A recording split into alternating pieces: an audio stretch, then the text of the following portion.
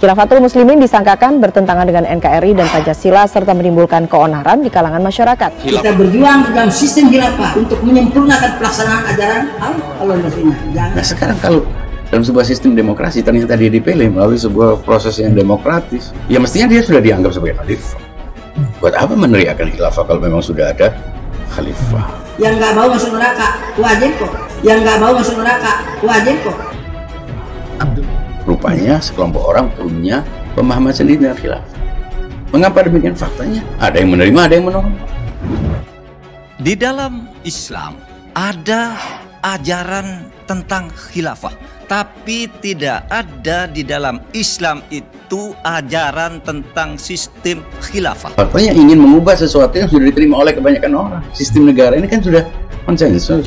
Apakah artinya khilafah itu hanya satu kelompok yang berhak menunjuk dengan sistemnya yang dipahami sendiri? Itu justru menambah keributan.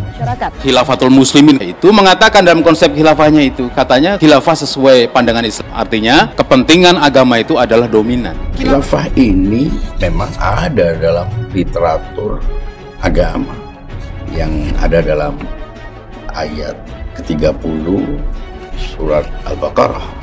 Sesungguhnya aku hendak menjadikan khalifah di bumi. Kita tidak bisa menolak adanya ayat itu. Namun yang lebih penting daripada siapa yang ditunjuk itu sebetulnya siapa yang menunjuk. Karena ayat itu justru menunjukkan yang menunjuk yang melantik Tuhan.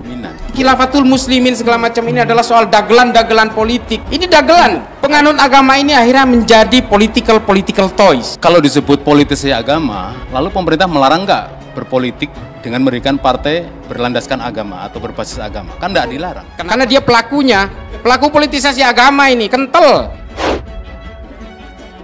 Indah sekali sistem khilafah itu. Ini tahu karena dapat ulama-ulama banyak ini. Wah kalau belum kekuasaan dia akan merebut kekuasaan ini. Loh itu sistem hidup kok.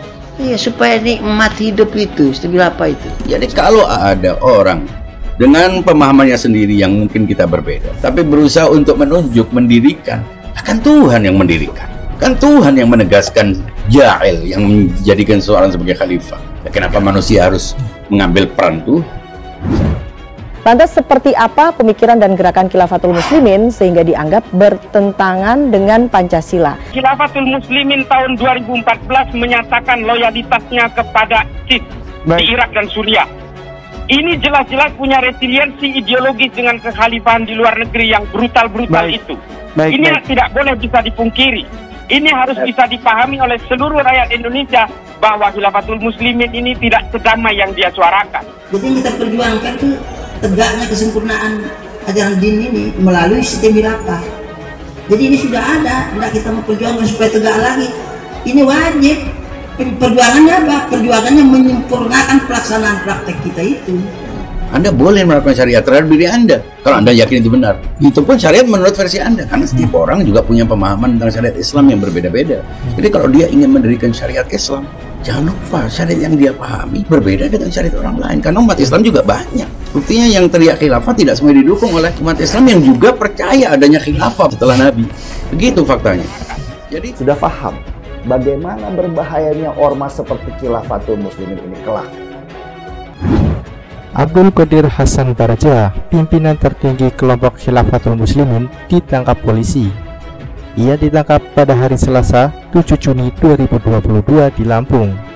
Direktur Badan Nasional Penanggulangan Terorisme atau BNPT, Brigjen R. Ahmad Nur Wahid, menyebutkan Abdul Qadir Hasan Baraja adalah anggota NII. Ia juga salah satu pendiri Pondok Pesantren Al-Mukmin Krui bersama Abu Bakar Ba'asyir. Selain itu, Abdul Qadir Baraja pernah 2 kali ditahan. Pertama, karena kasus terorisme. Yang kedua, karena pengeboman di Jawa Timur dan Candi Borobudur. Baraja telah mengalami 2 kali penahanan. Pertama, pada Januari 1979 berhubungan dengan teror Warman, ditahan selama 3 tahun. Kemudian ditangkap dan ditahan kembali selama 13 tahun. Nur Wahid menyebutkan kelompok Khilafatul Muslimin memiliki ideologi yang berkaitan dengan gerakan terorisme. Hal tersebut dikaitkan dengan penangkapan NAS, tersangka teroris di Bali. Dampak ideologis, gerakan ini memiliki visi dan ideologi perubahan sistem, dan ideologi perubahan sistem sangat rentan bermetamorfosa dalam gerakan teror. Lihatlah kasus penangkapan NAS, tersangka teroris di Bekasi, yang ditemukan di kontrakannya kardus berisi Khilafatul Muslimin dan logo bordir Khilafatul Muslimin, kata Nur Wahid. Menurut BNPT, Khilafatul Muslimin mirip dengan organisasi teror lainnya. Aspek ideologi sangat berbahaya dengan memiliki cita ideologi khilafah di Indonesia sebagaimana HTI, JI, JAD maupun jaringan terorisme lainnya, ujar Nur Wahid. Khilafatul Muslimin mengaku tidak menentang Pancasila, namun katanya Khilafatul Muslimin mengkafirkan sistem yang tak sesuai dengan pandangannya.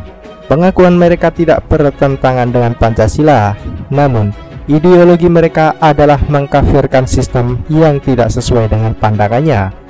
Secara historis, pendiri gerakan ini sangat dekat dengan kelompok radikal seperti NII, MMI, dan memiliki rekam jejak dalam kasus terorisme, imbuhnya.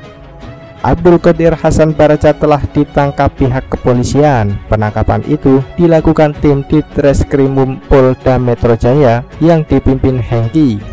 Dia belum menjelaskan secara detail kasus yang membuat Baraja ditangkap. Ini mau dibawa dari Lampung ke Jakarta, kata Treskrimum Polda Metro Jaya Kombes Hengki Haryadi kepada detik.com pada Selasa 7 Juni 2022. Sementara itu, Kabid Humas Polda Metro Jaya, Kombes Endra Sulpan menyebut Baraja merupakan pemimpin tertinggi Khilafatul Muslimin. Dia menyebut Baraja akan dibawa ke Jakarta untuk diperiksa. Sebelum ditangkap, kelompok Khilafatul Muslimin yang dipimpinnya sempat melakukan konvoi kebangkitan khilafah di Jakarta. Berikut rangkaian peristiwa lengkapnya. 29 Mei 2022, kelompok Khilafatul Muslimin melakukan konvoi di Cawang, Jakarta Timur pada 29 Mei 2022 pada pukul 9:14 waktu Indonesia Barat. Salah satu poster yang dibawa berbunyi "Sambut Kebangkitan Khilafah Islamiyah". Selanjutnya, pada tanggal 31 Mei 2022, Amir Khilafatul Muslimin DKI Jakarta, Abu Dan, menyatakan bahwa kegiatan tersebut merupakan agenda rutin untuk mensyiarkan khilafah sebagai bagian dari ibadah. Selanjutnya, pada 7 Juni 2022, pimpinan tertinggi Khilafatul Muslimin Abdul Qadir Hasan Baraja ditangkap di Lampung. Baraja kemudian dibawa ke Jakarta.